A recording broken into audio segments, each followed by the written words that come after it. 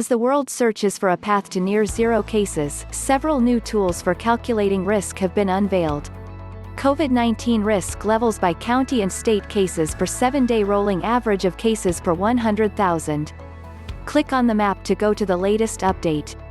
Green, fewer than 1 daily new cases per 100,000 people, on track for containment. Yellow, 1 to 10 daily new cases per 100,000 people, community spread. Orange, 10 to 25 daily new cases per 100,000 people, accelerated spread. Red, more than 25 daily new cases per 100,000 people, tipping point. Risk levels indicate severity of the outbreak. The Harvard Global Health Institute and Harvard's Edmond J. Safra Center for Ethics unveiled these maps in early July to help officials survey where and how fast the global pandemic is hitting. You can see county by county data at. The public needs clear and consistent information about COVID risk levels in different jurisdictions for personal decision making, and policymakers need clear and consistent visibility that permits differentiating policy across jurisdictions, explains Danielle Allen, director of the Edmond J. Safra Center for Ethics at Harvard University.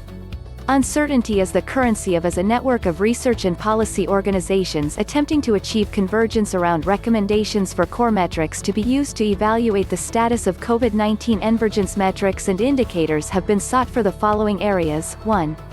Epidemiology. 2. Response capacitya.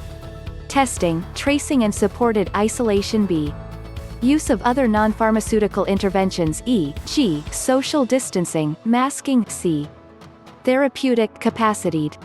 Protection capacity to identify and meet the needs of vulnerable populations. E. Infection controlf. Disease surveillance capacityCalculations are based on the metrics published by the Harvard Global Health Institute, Harvard Edmond J. Safra Center for Ethics, the Rockefeller Foundation, CovidActNow, COVID Local, Georgetown University Center for Global Health and Security on July 1. Data is updated daily. The Texas Medical Association released its scale for how risky certain activities might be during COVID-19. The rankings were compiled by TMA COVID-19 Task Force and the TMA Committee on Infectious Diseases. The rankings are based on participants in these activities following currently recommended safety protocols. When chart is intended as a guide, prepared by physician experts, to help make smart and educated choices of activities to pursue amid the COVID-19 pandemic. Research from Florida Atlantic University's College of Engineering and Computer Science, published in the journal Physics of Fluids, demonstrated a method to assess the effectiveness of face masks in obstructing droplets.